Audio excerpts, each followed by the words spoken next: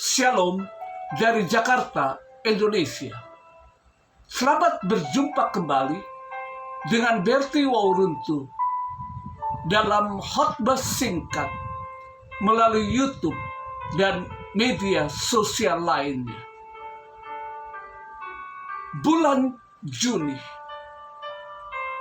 pada minggu ke-23 tahun 2022, khotbah singkat bertemakan Hari Pentakosta dan peristiwa selanjutnya. Namun terbatas pada 3 topik, yaitu topik 66, Roh Kudus turun dan penuhi umat percaya. Topik 67, kuasa Roh Kudus memperlengkapi umat percaya. Topik 68, di Antioquia umat percaya pertama-tama disebut Kristen. Selamat Hari Pentakosta. Hari ini kita memperingati Hari Pentakosta, kepenuhan Roh Kudus, sebagaimana dikatakan di dalam Kisah Para Rasul pasal 2 ayat 4. Pada hari pertama Pentakosta, ketika gereja lahir dan Roh Kudus datang untuk berdiam di dalam tubuh orang-orang percaya zaman gereja yang pertama ini, untuk pertama kalinya. Tepat sebelum dia naik ke surga, Tuhan Yesus memerintahkan murid-muridnya untuk tidak meninggalkan Yerusalem, tetapi menunggu apa yang telah dijanjikan Bapa. Ketika mereka semua akan dibaptis dengan Roh Kudus ke dalam tubuh Kristus. Itu akan terjadi tidak lama kemudian.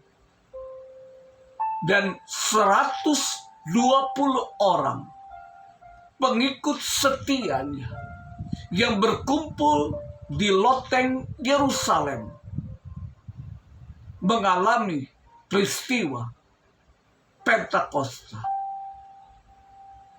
Kisah Para Rasul pasal 2 ayat 1-13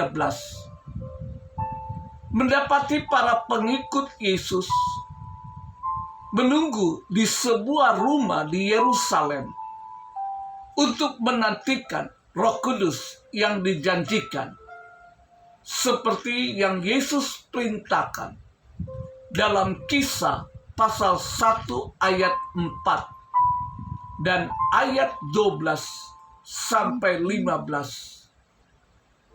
Roh Kudus memperlengkapi mereka sesuai kebutuhan untuk menjadi saksi.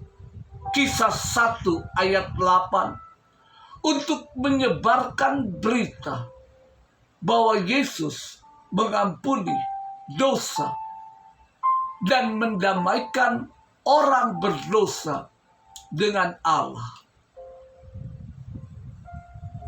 Sekitar 2000 tahun kemudian, dalam budaya yang menganalisis teologi dan terkadang terlalu menganalisis teologi, ayat ini memunculkan 2 pokok perdebatan. Perbedaan antara didiami oleh Roh Kudus dan dipenuhi oleh Roh Kudus. Dan yang kedua, mengenai berbahasa roh. Sampai dengan saat hari Pentakosta pertama, Roh Kudus tidak mendiami para pengikut Tuhan. Dia mengisinya sesuai kebutuhan untuk menyelesaikan misi khusus yang disiapkan oleh Tuhan untuk mereka. Beberapa diilhami oleh Roh untuk mencapai prestasi seni yang luar biasa. Keluaran 31 ayat 3. Keluaran 35 ayat 31. Beberapa bernubuat.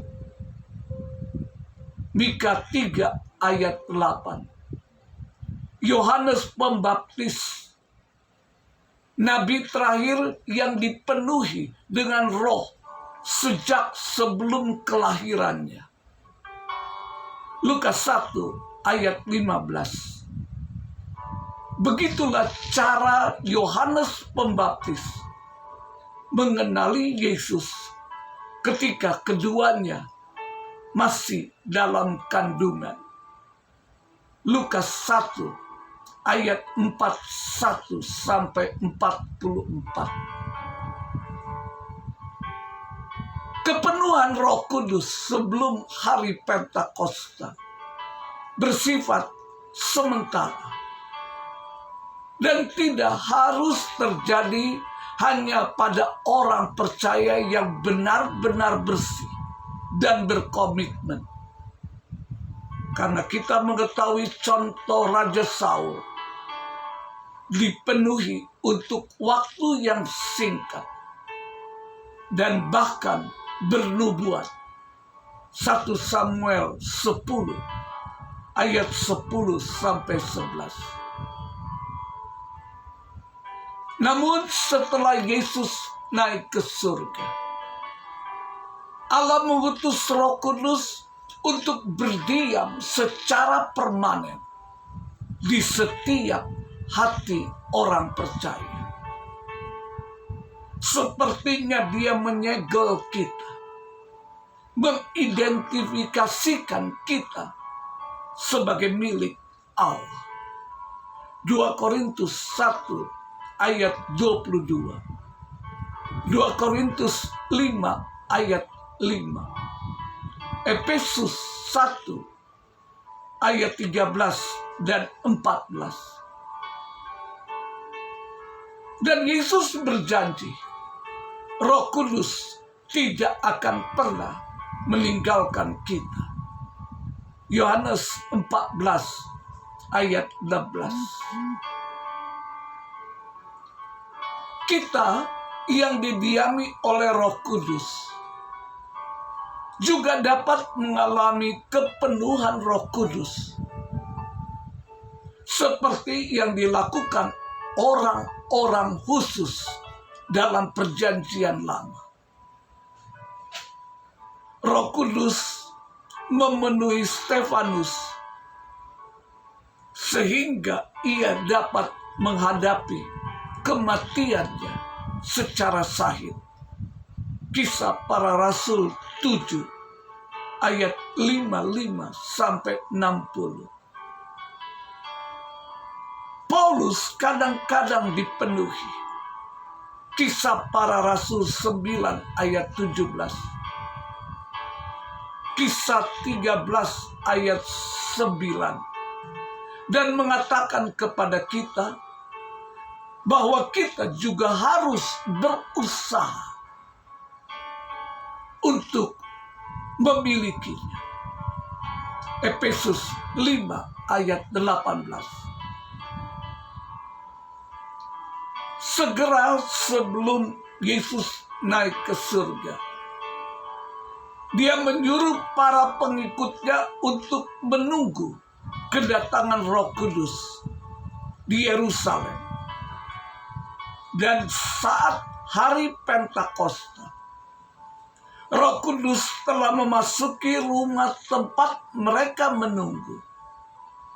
dan menyentuh masing-masing dengan apa yang tampak seperti lidah api. Kisah Para Rasul pasal 2 ayat 1-3. Roh Kudus memberi para pengikut Yesus kemampuan untuk berbicara dalam bahasa yang berbeda tentang karya-karya kebesaran Allah. Kisah 2 ayat 11. Pada saat yang bersamaan, Yerusalem dipenuhi dengan orang-orang Yahudi dari berbagai negara yang datang untuk hari Pentakosta, yang dikenal juga sebagai Festival of Weeks. Imamat 23 ayat 15-21. Tidak semua dari mereka yang datang berbicara dalam bahasa yang sama. Namun mereka mendengar para murid-muridnya berbicara dalam bahasa mereka sendiri tentang perbuatan besar yang dilakukan Allah. Padahal mereka mengetahui murid-muridnya berasal dari Galilea. Kisah 2 ayat 7-12. Dengan demikian umat Yahudi yang berkumpul di Yerusalem mendengar karya-karya Allah yang luar biasa melalui iman dalam kematian, penguburan, dan kebangkitan Tuhan Yesus Kristus, Mesias yang dijanjikan, dan Allah yang Maha Kuasa. Masalah yang lebih kontroversial yang diangkat dalam ayat ini adalah berbicara dalam berbahasa roh. Beberapa orang Kristen percaya bahasa roh adalah bahasa surgawi, yang dengannya kita berbicara kepada Tuhan tanpa mengetahui apa yang kita katakan.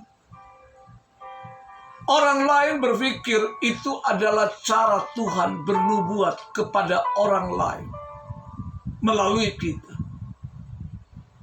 Meskipun itu akan membutuhkan seseorang untuk menafsirkan agar orang dapat memahami kata-katanya. Bagian ini memberikan indikasi yang jelas bagaimanapun bahwa berbicara dalam bahasa roh secara nyata